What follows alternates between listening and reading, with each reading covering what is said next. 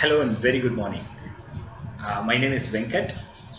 I am the co-founder and director at eVidyaloka Trust. Uh, eVidyaloka was formed in year 2011 and has been in full force from 2013. And what we really do here is to address the quality in learning outcome for the school children and more specifically in the remote and rural parts of India. With fundamental root cause or a reason being there's a sheer shortage of teachers in those remote locations. So what eVidyaloka does is basically identify volunteers across the world who are passionate about teaching, screen them, onboard them, and enable them for 2 hours in a week via any of the online teaching tools like Skype, Google Hangout, and other things, and enable them in the government schools for 5th to 8th standard children, teaching maths, science, and English. There's a small digital classroom that is kind of equipped in these classrooms with a computer and a TV projected with a wide angle camera, mic, etc. What started off as one school in 2011 is today spread across 10 different states with over 233 schools. There are over 1700 plus volunteers from across 233 cities or today have been teaching these children online. So there's been a technology platform underneath that enables to make this happen in scale and manage this distributed remote learning teaching experiences for our children of rural India. Over 20,000 children have been benefiting and the online classes have been happening.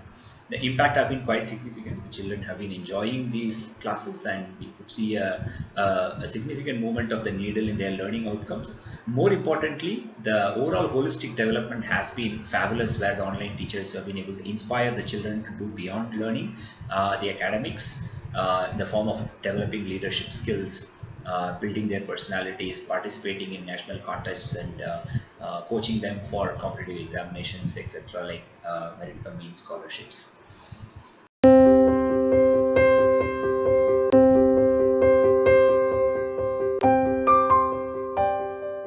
Of course, COVID come and are we impacted? Are these children in these remote villages are impacted? I think no one is untouched.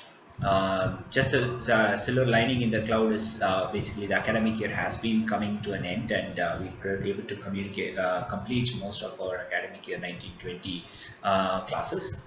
However, it looms large. The schools, when would the school will reopen? And more importantly, the children have been bored at home, prematurely closed.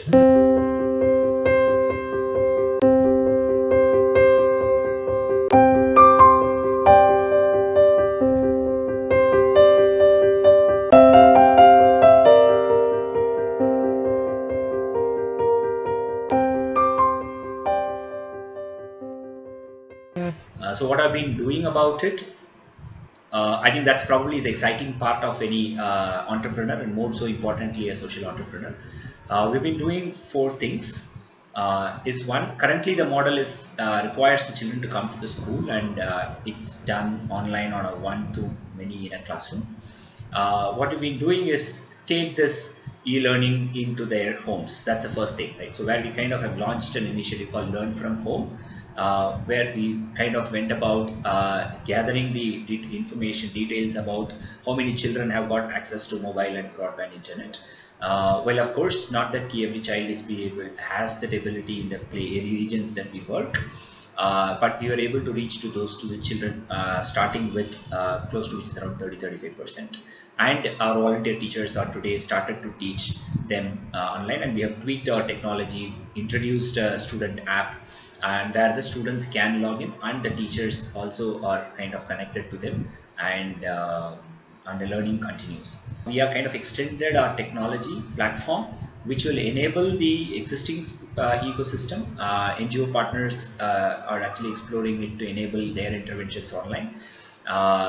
The government school teachers, we're running a pilot with Andhra Pradesh government where their school teachers are kind of reaching out to their children in their remote locations, and so with any other schools, right? So that's a work in progress and we're kind of extending it. Third, we're also in partnership with Lenovo, their Smarter Ed campaign, which allows and individual teachers and students to come online and then learn. We kind of were extending our expertise and provisions in making that happen. And fourth, another set of interesting things is kind of how to reach the children which do not have access. We are kind of having our volunteers record certain classes and having partnering with AP government. In fact, as we speak, one of the volunteers kind of recorded a session and it's been broadcast over All India Radio and reaching to the students. And we've been helping with our volunteers also to provide video recorded contents that can be transmitted over Doordarshan and other media actually. Another interesting stuff is also that we're kind of reaching out to the volunteers, kind of leveraging their good time. We've just started off to create recorded classes through them, and which can be kind of explored ways and means to deliver it to the child further. And there are of course our class assistant and the partners in the field are engaging with them the way that they could actually. We also been kind of spending time in actually developing capacity building with our field staff through WebEx and Zoom and other sessions, and our corporate partners are actually helping them delivering development sessions, training to those people as well. So overall, I think it's wonderful to see e-learning or online teaching hasn't been new to Vidyaaloka, but it's wonderful to see the world catching up, and we have something a lot more to do, and probably the coming days are going to be very, very interesting. Thank you.